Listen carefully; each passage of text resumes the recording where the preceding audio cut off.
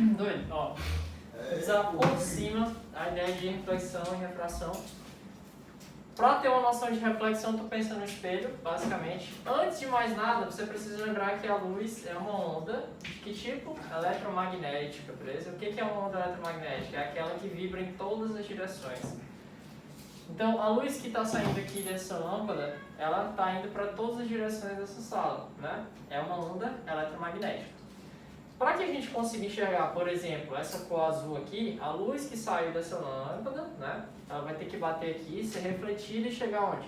No olho, certo? Beleza, então a reflexão é basicamente isso, é você ter a onda, no caso a luz, incidindo sobre a superfície, sendo o quê? Refletida em qualquer direção.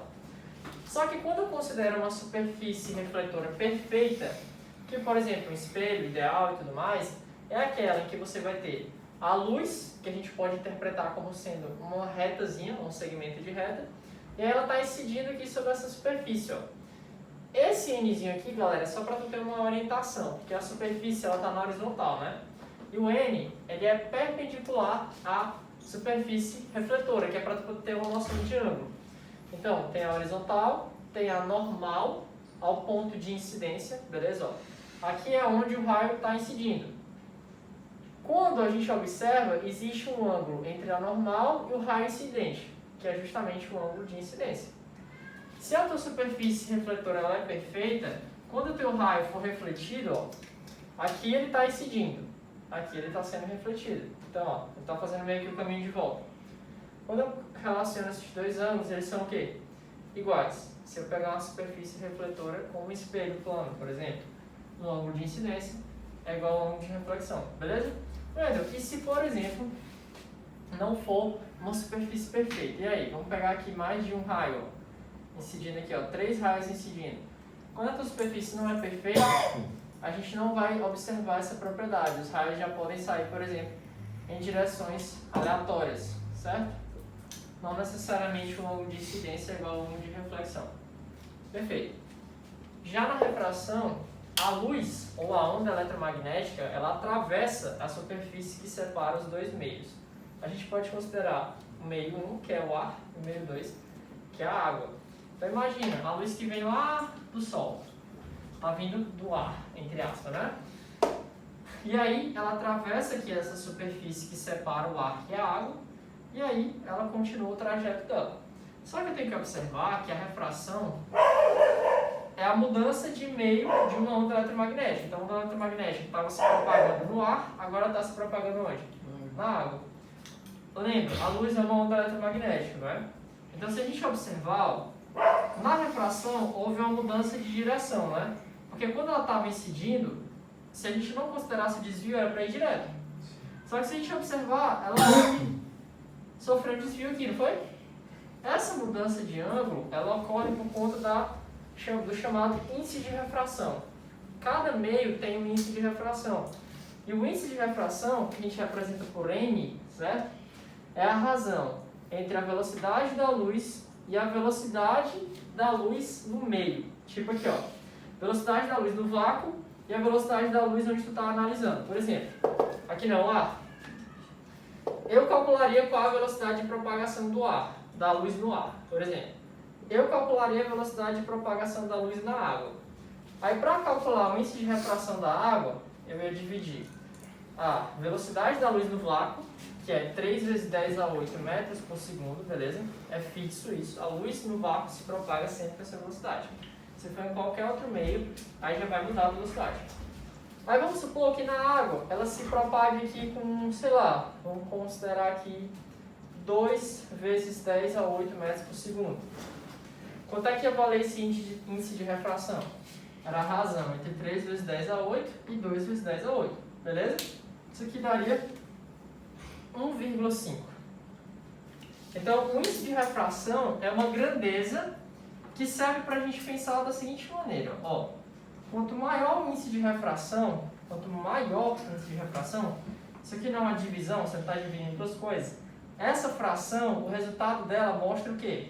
Que quanto maior for, menor é esse denominador. Porque o numerador sempre vai ser o mesmo, é sempre 3 vezes 10 a 8.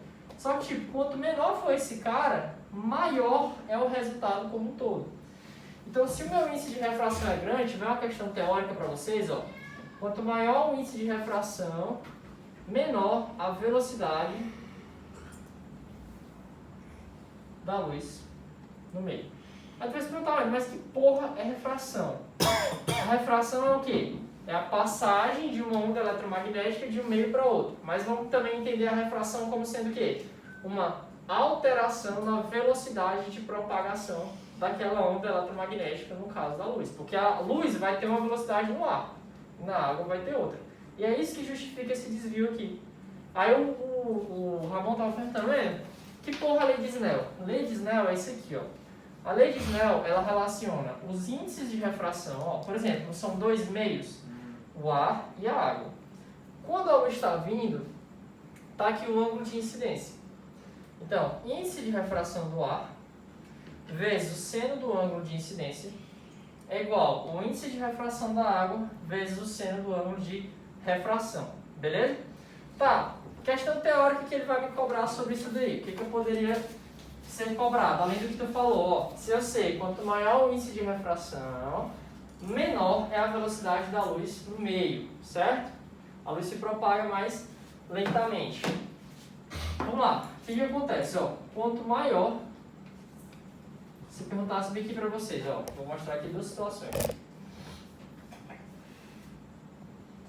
Uma questão teórica mesmo, só para que poderia ser cobrado tranquilamente para vocês, rapidinho vocês iam fazer e gabaritar. Vou mostrar aqui duas situações.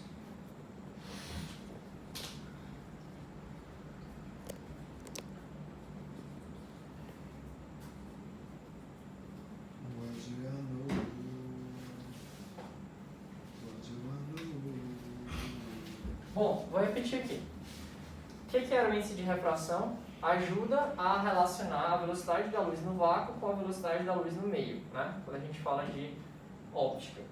Agora aqui, se fosse uma questão de vestibular mesmo para marcar, se perguntasse para vocês, quem tem maior índice de refração? É o meio 1 ou o meio 2? Como é que eu faço isso baseado só na figura? Preste atenção que o que te ajuda a responder, tá vendo isso aqui, né, a normal? Aqui é a superfície de separação. Qual é o ângulo entre a normal e a superfície de separação? Não é 90? É, foda-se esse 90. O que interessa é tu entender que o raio incidente é esse cara, ó, raio incidente. Isso aqui é o raio que refratado, né? Lembra, isso aqui não é reflexão, galera. Isso aqui é refração. A luz veio de um meio e está indo para outro. Aí, tipo, ó, isso aqui é o nosso ângulo incidente. Isso aqui é o nosso ângulo refratado. Certo? Então, o que acontece? Ó? Dá para observar quem que é maior, o I ou o R? Uma coisa. São iguais? Não, Quando isso tiver são o R. R. Não.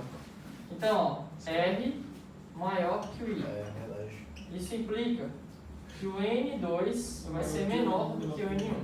Então, ao contrário, ó, toda vez que você tiver uma diferença dos ângulos, quanto maior o ângulo, Menor certo? índice de Vai ser menor o índice de refração. Eu acho que aqui não são uma Quanto controvérsia. maior, É porque, ó, não é, ó, não continua reto, ela tem um desvio agora, entendeu?